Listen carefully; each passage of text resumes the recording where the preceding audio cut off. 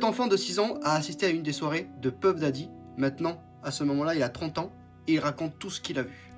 Cet enfant qui avait 6 ans en 1999, qui s'appelle Justin Litowski, qui maintenant a 30 ans, a fait une interview où il dit tout ce qui s'est passé lorsqu'il était invité à ces soirées blanches de Puff Daddy. Je pense que vous pouvez trouver l'interview sur internet de Justin Litowski. Justin Litowski nous révèle que dans cette photo-là, il se rappelle que Puff Daddy lui faisait un câlin qui était plutôt très gênant et que ses mains se rapprochaient de ses parties intimes.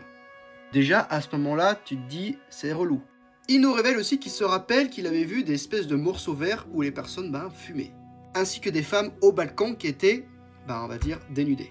Mais déjà, moi, j'ai une question à vous poser. Que fait un enfant de 6 ans dans une soirée, d'accord, de ce type-là, de ce genre de type? Et c'est pas tout. Celui qui a pris la photo, celui qui prenait les photos des soirées, c'était le père de cet enfant qui s'appelle David Allen.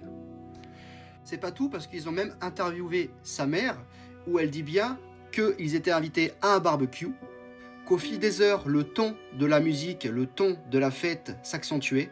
Et à un moment donné, P. Diddy dit bien maintenant on déménage dans une autre pièce où là ça commençait à être compliqué pour un enfant de 6 ans. Je ne sais pas si vous vous souvenez de cette vidéo où il dit bien ouvertement à tout le monde maintenant c'est l'heure spéciale, c'est fini, c'est pas la soirée des enfants, on passe à la deuxième soirée. Sauf que je tiens à préciser, il y avait 2 soirées. Il y avait la soirée White Party, où il y avait des gens normaux, d'accord, en blanc, juste pour passer une bonne soirée. Et après, un peu plus tard dans la soirée, il y avait la deuxième soirée sombre, d'accord, où il y avait beaucoup d'activités illégales, où c'est les soirées freaky off. Donc soit tu avais le choix de partir, ou soit tu avais le choix de rester pour la deuxième partie, très sombre.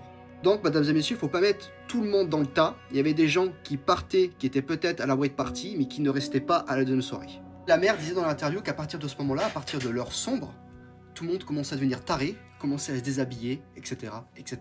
Toutes mes sources que je viens de dire tout de suite sans vérifier.